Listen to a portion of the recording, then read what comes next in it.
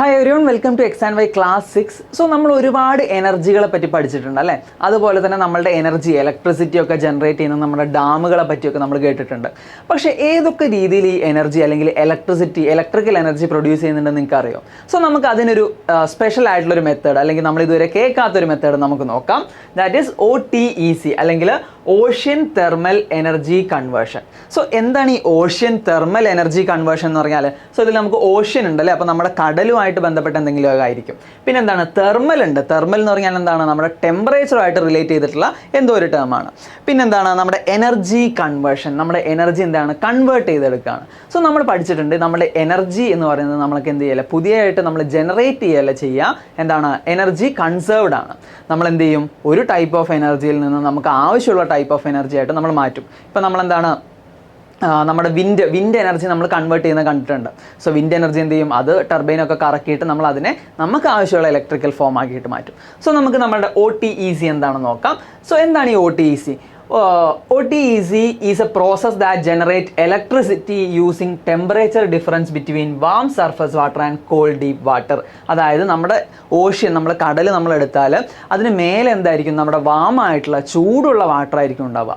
അതിന് നമ്മൾ ഒരുപാട് താഴേക്ക് പോയാലോ താഴെ എന്താണ്? ഒരു കോൾഡ് വാട്ടറാണ് ഉണ്ടാവുക. സോ ഇവർ തമ്മിലൊരു എന്താണ് ടെമ്പറേച്ചർ വ്യത്യാസം ഉണ്ട് അല്ലെ, ടെമ്പറേച്ചർ ഡിഫറൻസ് ഉണ്ട്. സോ ഇതിനെ ഉപയോഗിച്ചിട്ടാണ് നമ്മൾ എന്ത് ചെയ്യുന്നത്? ഇലക്ട്രിസിറ്റി ജനറേറ്റ് ചെയ്യുന്നത്. സോ നമുക്കത് ഡീറ്റെയിൽ ആയിട്ട് നോക്കാം. എന്താണ് ഇതിൻ്റെ പ്രിൻസിപ്പിൾ?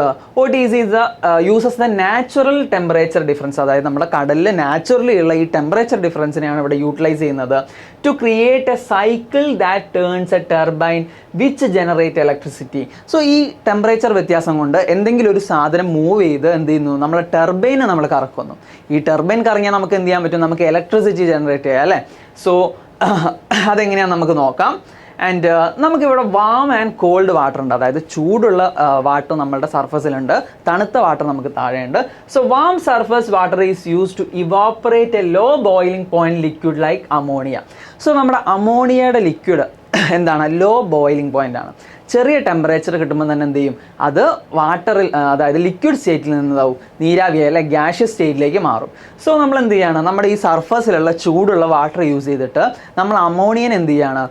വേപ്പറൈസ് ചെയ്യാണ്. സോ ദ വേപ്പർ പ്രൊഡ്യൂസ്ഡ്, ഇപ്പം നമ്മൾ പ്രൊഡ്യൂസ് ചെയ്ത vapour turns a turbine connected to a generator. So ഒരു ജനറേറ്ററിൽ നമുക്കൊരു ടർബൈൻ ഉണ്ട്, അത് കറക്കാണ് നമുക്ക് വേണ്ടത്. അതിനുവേണ്ടി നമ്മൾ എന്ത് ചെയ്തു? നമ്മുടെ ഈ വാം വാട്ടർ യൂസ് ചെയ്തിട്ട് നമ്മുടെ അമോണിയ ചൂടാക്കിയിട്ട് എന്ത് ചെയ്തു? അതിൻ്റെ സ്റ്റീമിന് അല്ലെങ്കിൽ അതിൻ്റെ ഗ്യാഷ്യസ് സ്റ്റേറ്റിന് എന്ത് ചെയ്തു? ഇതിലേക്ക് കടത്തി വിട്ടു. സോ അതുവഴി എന്ത് ചെയ്യും? നമ്മുടെ ടർബൈൻസ് കറങ്ങാൻ തുടങ്ങും അല്ലേ.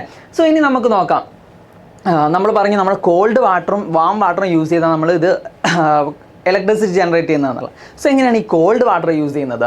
Called deep sea water is then use to condense the vapour back into liquid form. ഇപ്പോൾ നമ്മൾ എന്ത് ചെയ്തു? നമ്മുടെ അമോണിയ നമ്മൾ എന്ത് ചെയ്തു? ഹീറ്റ് ചെയ്തിട്ട് നമ്മൾ അതിനെ വേപ്പറൈസ് ചെയ്ത് നമ്മുടെ ടർബൈൻ കറക്കി. ഇനി നമുക്ക് ഈ അമോണിയൻ എന്ത് ചെയ്യണം? വീണ്ടും തണുപ്പിച്ച് നമ്മുടെ ലിക്വിഡ് ആക്കണം. എന്നാൽ പിന്നെ നമുക്ക് എന്ത് ചെയ്യാം? റീസൈക്കിളായിട്ട് യൂസ് ചെയ്യല്ലേ, നമുക്ക് ഇങ്ങനെ സൈക്കിളായിട്ട് ഇതിനെ യൂസ് ചെയ്തുകൊണ്ടിരിക്കാം. സോ നമ്മുടെ കോൾഡ് ഡീപ്പ് വാട്ടർ, നമ്മളുടെ സീലുള്ള നമുക്ക് താഴെയുള്ള കോൾഡ് ആയിട്ടുള്ള വാട്ടറാണ് എന്ത് ചെയ്യുന്നത്? നമ്മളുടെ അമോണിയനെ തിരിച്ച് കണ്ടൻസ് ചെയ്യുന്നത്. സോ നമ്മൾ എന്ത് ചെയ്യുന്നു? ഇവിടെയുള്ള വാം വാട്ടർ യൂസ് ചെയ്തിട്ട് ഒരു അമോണിയ ലിക്വിഡ്, അല്ലെങ്കിൽ ഡിഫറെൻറ്റ് ടൈപ്പ് ഓഫ് മെത്തേഡ്സ് ഉണ്ട്, അതിലൊരു മെത്തേഡാണ് നമ്മൾ ഈ അമോണിയ യൂസ് ചെയ്യുക എന്നുള്ളത്. സോ അത് വെച്ച് നമ്മൾ എന്ത് ചെയ്യുന്നു? അതിനെ വേപ്പറൈസ് ചെയ്ത് താഴേക്ക് കൊണ്ടുപോയിട്ട് എന്ത് ചെയ്യുന്നു? ടർബൈൻ കറക്കുന്നു. എന്നിട്ട് ഈ അമോണിയ വേപ്പറിനെ നമ്മൾ എന്ത് ചെയ്തു? ഈ താഴെയുള്ള കോൾഡ് വാട്ടർ യൂസ് ചെയ്തിട്ട് വീണ്ടും ലിക്വിഡാക്കി മാറ്റിയിട്ട് തിരിച്ചു കൊണ്ടുവരുന്നു.